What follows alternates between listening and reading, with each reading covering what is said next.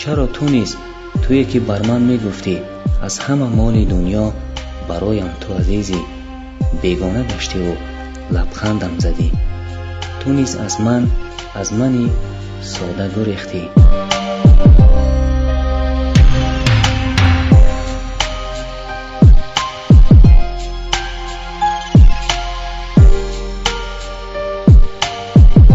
کنون امید داری که در روز خرسندی بیایی؟ نه، گمان است این و گمان است که تو را من دوباره از صدق دل ببخشم. در روز غم بریختی، در روز شادی